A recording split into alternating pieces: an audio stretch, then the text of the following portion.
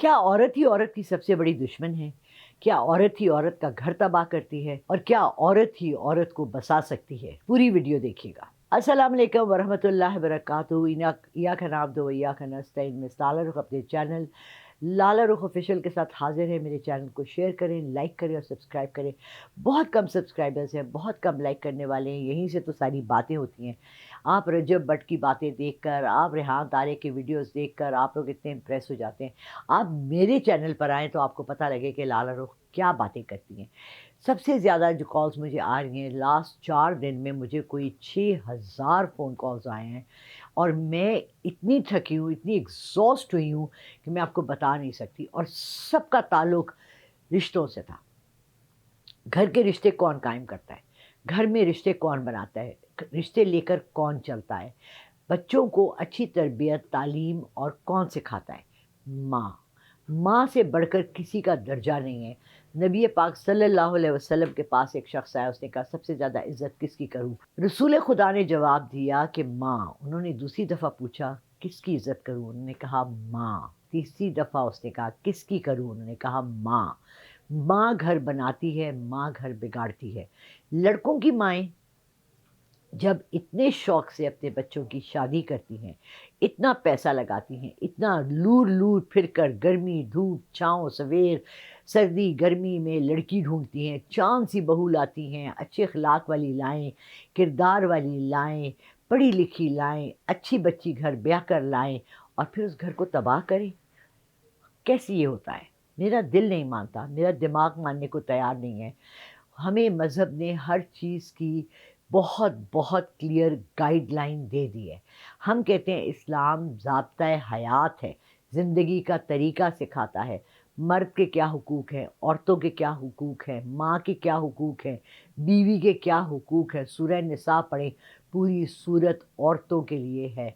तो क्या माँओं को नहीं पता कि मेरा बेटा अपनी बीवी को कैसा ट्रीट करे तो मेरे लिए जन्नत है? उस घर को जन्नत या जहन्नुम बनाने में एक माँ का सबसे ज़्यादा हाथ होता है। मेरी छोटी बेटी को जब तलाक हुई तो मुझे पता है कि इसको तबाह करने में सबसे ज़्यादा हाथ किसका था।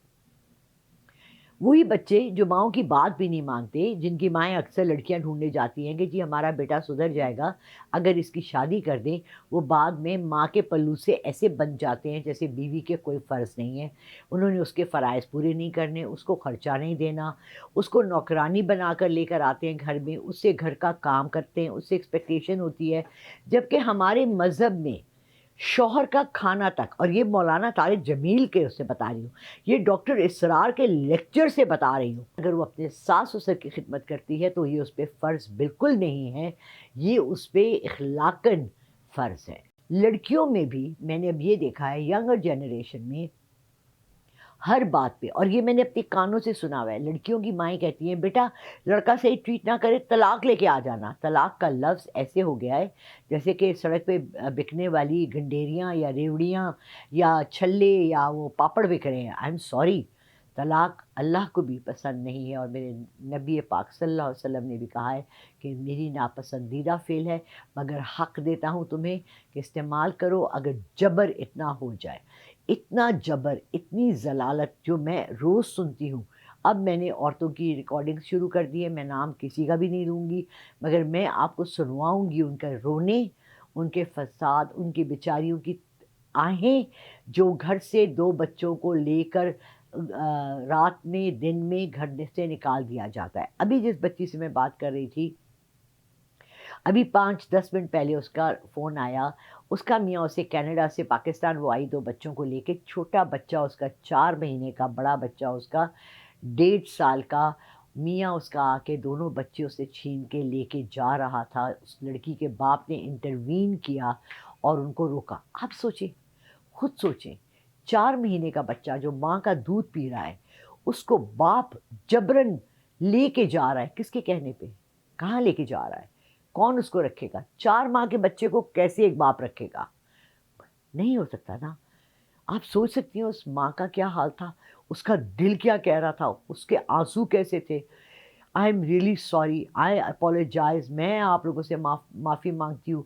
मेरी जनरेशन की औरतें, मुझसे छोटी औरतें अपनी बेटियों के, अपने बेटों के घर तबाह मत करें।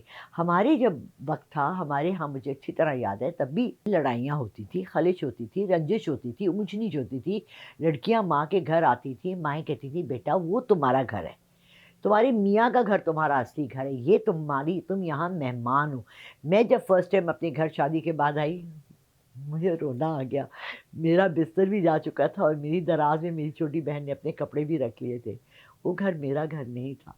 वो उस लड़की का तो वो तो ना वहाँ की रहती है ना यहाँ की रहती है। एक बच्ची आपके घर आई है, अल्लाह ने एक निकाह के ज़रिए, अल्लाह के एक फ़ेल के ज़रिए वो आपके बेटे के निकाह में आई है। इस निकाह के अल्फाज में कोई वो नहीं है, इसकी कोई अहमियत ही नहीं है। ये अल्लाह का है काम है, ये अल्लाह का कहना है। मुझे इसलिए क्रिश्चियंस की शादी अच्छी लगती है। उसमें वो अपनी ज़ुबान में कहते हैं कि हम एक दूसरे से वादा करते हैं, कसम खाते हैं अल्लाह को हाज़िर नाज़िर जान कर कि हम एक दूसरे का ख़्याल रखेंगे, अच्छे वक्त में, बुरे वक्त में। बेटियां हो, बेटा हो, अभी तक इस वक्त तक, जब तक साइंस ने इतनी तरक्की कर ली है कि पता है कि बेटा ना होना मर्द की खराबी है, मर्द औरतों को तलाक़ें दे रहे हैं। अल्लाह की रहमतें दो घर में आ गई हैं तो शुक्र मांगे, बस दो से ज़्यादा बच्चे ही ना पैदा करें। बस अल्लाह ने तमाम दवाइयाँ, ये तमाम चीज़ें जो आपको रहमतों में दी हुई हैं, ये इसलिए दी हैं कि अब आपके हालात, और क्योंकि इस्लाम हर वक्त का मज़हब है।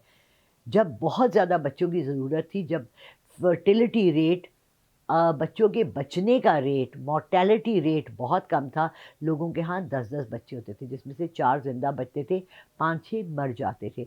इसलिए अब साइंस ने बहुत तरक्की कर दी। अब आप उतने बच्चे पैदा करें जितनों की आप कफ़ालत कर सकते हैं, आप रख सकते हैं। प्लीज़ अपना घर बचाएँ, अल्लाह रसूल को अपने घर में रखें, उनकी अताअत करें, बात मानें और उनके रूल्स एंड रेगुलेशंस को फ़ॉलो करें। बहुत शुक्रिया।